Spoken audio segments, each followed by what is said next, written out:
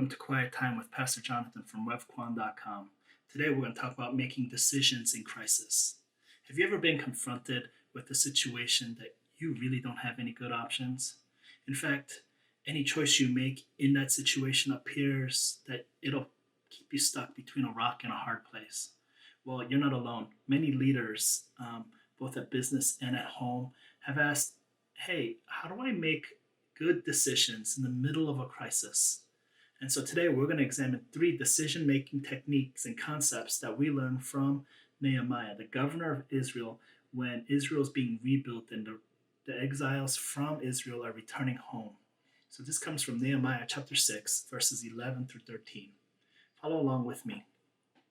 But I said, should such a man as I run away? And what man such as I could go into the temple and live? I will not go in. And I understood and saw that God had not sent him, but he had pronounced the prophecy against me because Tobiah and Sanballat had hired him. For this purpose he was hired, that I should be afraid and act in this way and sin. And so they could give me a bad name in order to taunt me. So the first thing we learned from this is this, that we should not fear the decisions and the outcomes of the decisions that we make in crisis. Don't be that leader that freezes or defers your decision-making authority. When you do so, you undermine your own leadership. When you're faced with a situation, don't be fearful.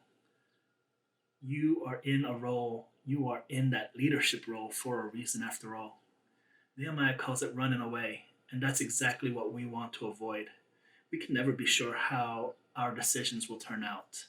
But what we should understand is that by not making a decision, we're already choosing a certain outcome.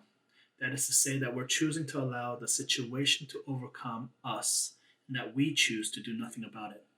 That's what running away is. The second thing we learn from Nehemiah is this. We want to identify the goal of your decision making. So in every situation, there's a goal that you want to achieve. If you're a Christ follower, you should know that your goal is always to glorify God. When you're making decisions, start with the goal that you're trying to achieve.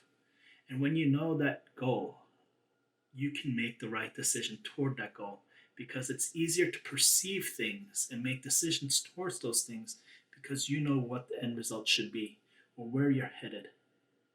Ask yourself, what is the goal I'm trying to achieve by making XYZ decision?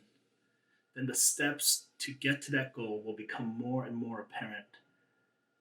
But beware, if your goal is bad, like I'm gonna get super rich by robbing a bank, then don't expect that decision to end well. The third thing that we learn from Nehemiah is this.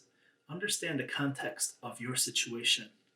Nehemiah understood that when he was confronted by this prophet who spoke against him, that there was somebody behind this guy. A lot of decisions we make about our situations, especially about our future when we're in crisis mode, they're made when we don't understand how everything around us plays a part. We have to go beyond our gut feeling sometimes and really examine the context. And for us, that means we must stop and defer that decision for just a little bit, just enough so that we can research and look into a matter to make the wise choice, to make that wise decision. There's nothing worse than making a blind decision. Understand the context. Listen, you've been in far worse situations. Whatever situation and crisis that you're facing now, your Father in heaven loves you and wants to get you through it together. Pray. Pray and ask God, what is the direction that you need to be seeking? And then make the decision going towards that goal to glorify Him.